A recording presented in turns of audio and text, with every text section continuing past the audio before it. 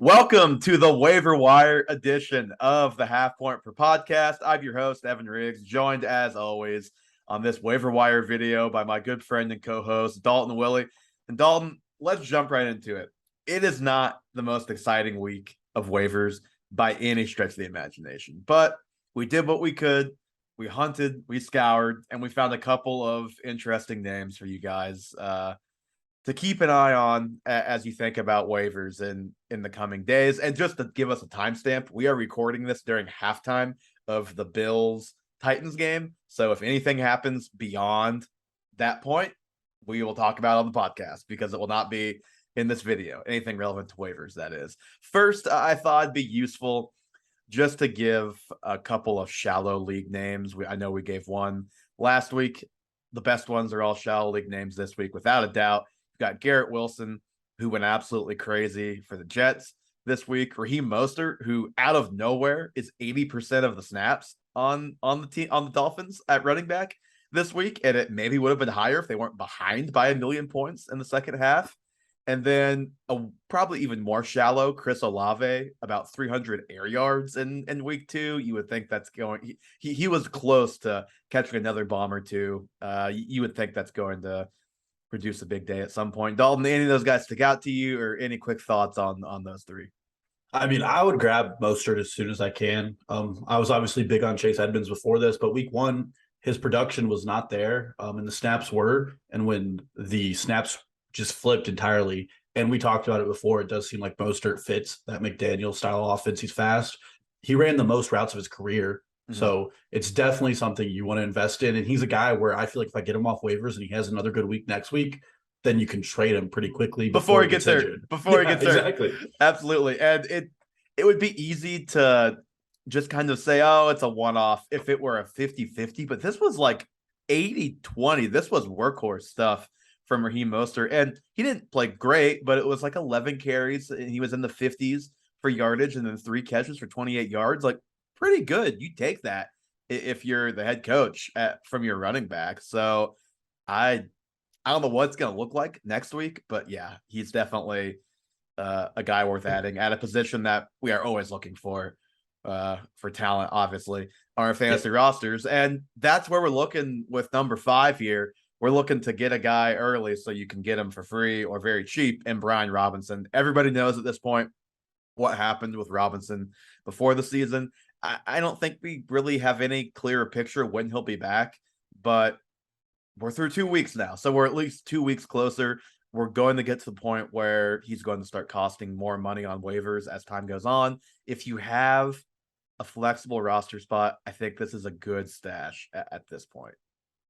Yeah, and this is one of those ones where everybody was saying week 5 might be the week he's back. You want to be a week ahead of your league mates on waivers. Same thing when you get into the playoffs. You always want to be ahead on what defenses you want. Yep. I still think Antonio Gibson is one fumble away from not having that starting position.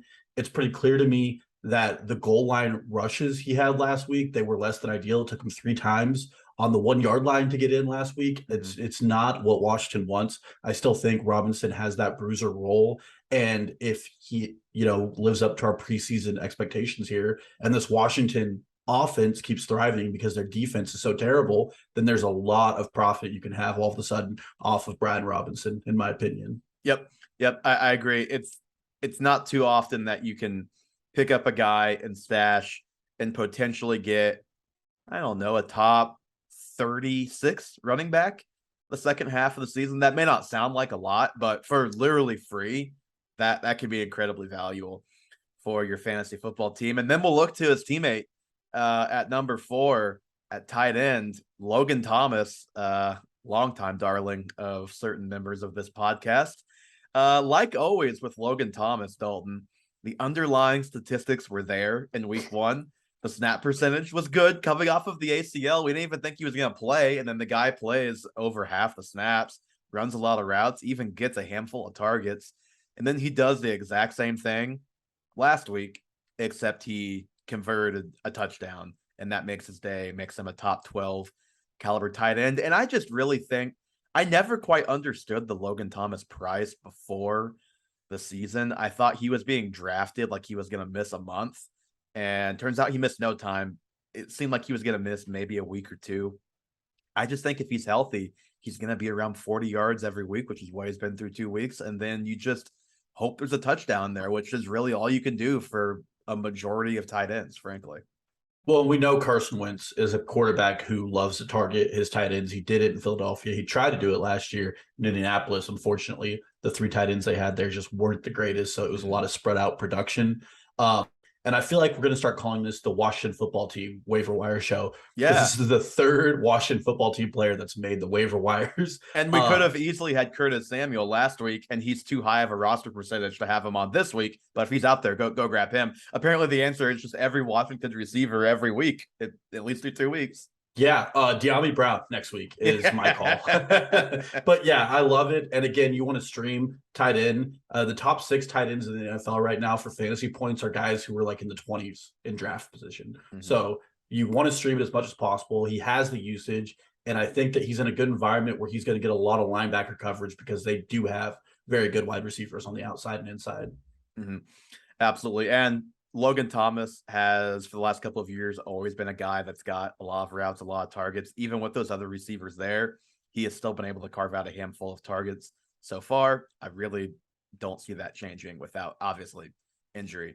And the number 3, this one is kind of a product of a weak waiver wire week, I think, because there was nothing really tangible that happened that changed his value going forward. But I just thought it was interesting. We saw a glimpse of what the Chiefs' backfield could be when CEH missed a drive or 2 after he got stepped on Thursday night. And I think at least to start, Jerick McKinnon would be the guy that you'd prefer over Pacheco. That may change as the year goes on if CEH were to miss time. But right now, I think if you've got the spot, there's not really many guys you're looking to spend up on in waivers this week. I don't mind just taking a shot on McKinnon and just kind of seeing what happens, seeing how it plays out. Because even with CEH, McKinnon has had a role. He's had volume. His numbers weren't great the other night, but nobody on that offense's numbers were great the other night against the Chargers. But I think you see his value in that touchdown reception that he had. He was very intelligent in the way he was able to make himself available to Patrick Mahomes, and that's why he's the 3rd down back.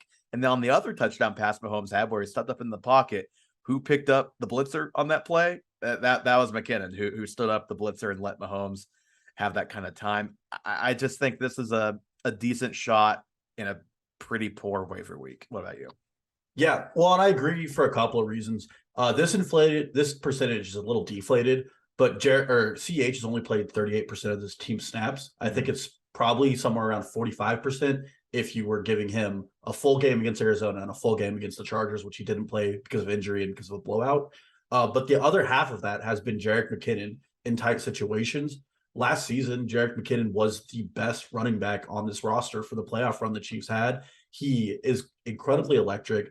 And I really like the idea if you can stash him on your team up to when the Chiefs are making their final playoff push and you're making your playoff push as a team, because I have a feeling he's got a limited snap count because they don't want him to get tired legs. And that's something that they're concerned about as an organization. Mm-hmm. And so he's playing not as many snaps, but it's definitely just as easy to see him where CEH is at right now. They're both playing about the same amount of running and passing down snaps. And then when it comes to 3rd downs, it's all Jerick McKinnon. Mm-hmm. He is the passing down back. And I think that he could be in the same spot CH is like RB10 right now, with just a couple of things going his way instead of going CH's way. So I love the holding him and just waiting to see what this backfield turns into. Well, and then even when CH was back in the game and healthy, now he didn't convert it, and the Chiefs ultimately got stopped on the goal line and kicked a field goal. But it was McKinnon that got the goal line look. He could have easily had 2 touchdowns the other night. So just think it's a worthy dart throw at this point. And then, number 2, this just feels like an annual tradition. This is the annual early season add Sterling Shepard call when it comes to waiver wire shows. That we get this every year because guess what? Sterling Shepard, a good player. The issue with him, he just can't stay healthy. But right now he's healthy. He's producing. Dalton, what are your thoughts on Sterling Shepard here? Well, one thing I like about taking a shot on not Richie James in this Giants wide receiver room is I think Sterling Shepard is the best guy at getting consistent snaps. I don't know where Kenny Galladay is going to be next week. I don't know if he's going to be on the Giants with what's being reported. He only played one snap last week.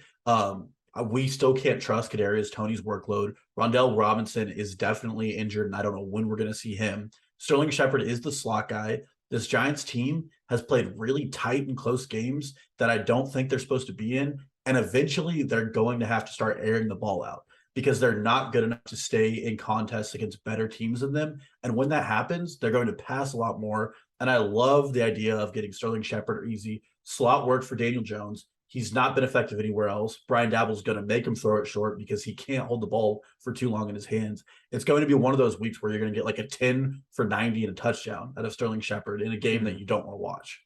And Shepard is the receiver version of Mostert, where you hope he has a good week and then you try and trade him, because unfortunately history just tells us he's probably not going to last, not because of skill, because he can never stay healthy. Let me read you some numbers from week 2 and you can tell me if it'll play.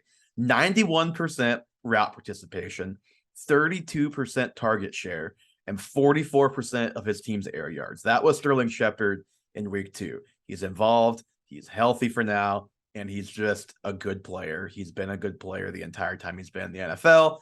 I like Sterling Shepard. Heck, if you need a plug and play at receiver this week, you can do a lot worse than Sterling Shepard, even though the Cowboys have been a good defense so far. Like you could do worse than Sterling Shepard as a wide receiver 4 if you have to start multiple flexes or something this week. Yeah, absolutely. And like I said, eventually they're going to be in a situation where they're playing from behind and their pass rate is going to go way up and their wide receivers are going to be way more profitable.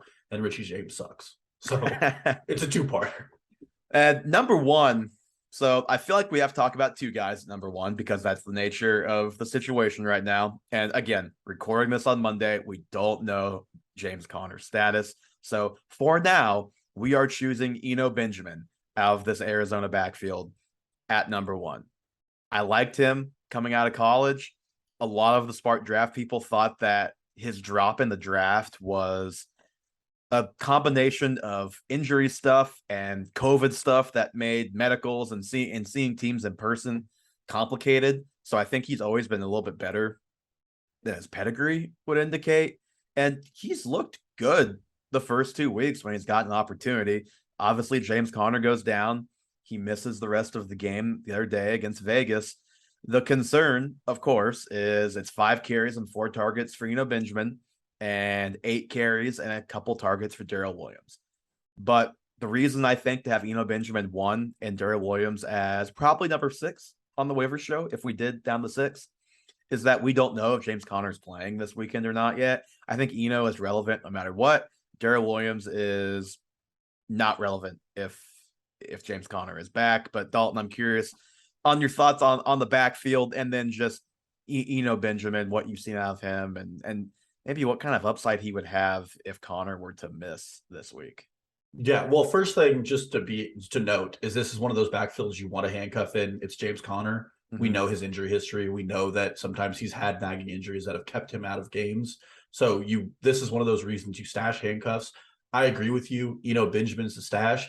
In the preseason, Darrell Williams was almost a roster cut. It looks like he played his way onto the roster. In the blowout loss week 1, it was all Eno Benjamin when they were getting blown out because I think the coaching staff wanted to see him in a real NFL game. I think he's the overall, backup and handcuff to James Conner. I also don't think Cliff likes to rotate running backs, in part because their offensive line has done an incredibly poor job in pass blocking. And that was the concern with Eno Benjamin. I think he's done more than a fine job at proving he can do that just as well as Darrell Williams. And your league mates are probably going to go after Darrell because he had the touchdown. Mm-hmm. His box score stats look better, but like Evan said, we both are in agreement that he's the better player in our opinion. And I think that he is a way better return on value on an Arizona team that is bereft of playmakers right now and probably needs somebody to step up. And if he does that, he could work his way into the Edmonds role we saw last year, where even when Connor's back, you could have a guy who's still playing 40, 50, 60% of the snaps in between the 20s. Yeah, and I'd have to look at the splits. I have to track that down somewhere. But I think Eno was actually playing a little bit when Connor was still in the game last week. So I just think that we could see his role continue to expand throughout the season. It's possible that if you're looking for just this week, maybe take the shot on Darrell Williams, because if Connor doesn't play, it's possible that Darrell has more upside just this week because he probably has a better chance at a touchdown. But if you're thinking big picture, I'd rather have Benjamin out of this backfield for all the reasons that you said. And I'll reemphasize what we said last week, but even more so, this is not a heavy bid week. I would say maybe 15% of your fab on Benjamin. That'd be about the tops I'd be willing to go. I just don't, as much as I like Benjamin, we would have needed to see more from him, more of a dominance of that backfield against Vegas once James Conner went down than we did, which was frankly a little surprising because of what you mentioned. Benjamin seemed to completely have that RB2 role. I don't know if they just wanted the veteran in there because they were basically playing from behind that whole time and just needed the guy that they could trust not to make mistakes. And then maybe the guy with more upside plays more in, normal circumstances. I don't know what that answer is. I guess we'll have to wait and see. But I think all of that factored in, you're looking at a 15% type of bid this week. Yeah. And I know a lot of, just on a macro perspective, I know a lot of fantasy players like to blow their fab as soon as they can in the season, because usually that's when the waiver wire is at its best. There's a lot of uncertainty. But there's also going to be a lot of players that probably get dropped that we'll talk about maybe in a week or two that you should be looking at. If Adam Thielen and Irv Smith are a non-factor again today, while Justin Jefferson is a show, those are two guys I could see getting dropped. Alexander Madison, a guy who we could see getting dropped. There are players who are going to be on the waiver wire, like Brandon Ayuk last year, who are going to come on strong in the second half of the season, and you can save your fab for those players as well. Well, and just to name a guy that we talked about at the beginning of this, Raheem Mostert could have very well been dropped after last week because he hardly played until the end of the game last week. And then now we're talking about him as a guy who just played 80% of the snaps. So yeah, there's going to be guys for every player that gets picked up. There's a guy that gets dropped, and you just never know what kind of visceral reaction your league mates are going to have to specific performances. So I think that's an excellent point as well. Yeah, keep churning those bottom two spots out with whoever's getting usage until someone pops, and just keep doing it until someone finally hits for you. Don't be afraid to drop a player. For sure. And I think it's going to do it for us today, Dalton, on this waiver wire video, so we can go back and watch hopefully some good football games unfolding right now on Monday Night Football. We will talk to you guys very soon. Podcast this week. It'll be a fun one, talking about what was just an unbelievably wild week 2. Hope to see you there, and we will talk to you very soon.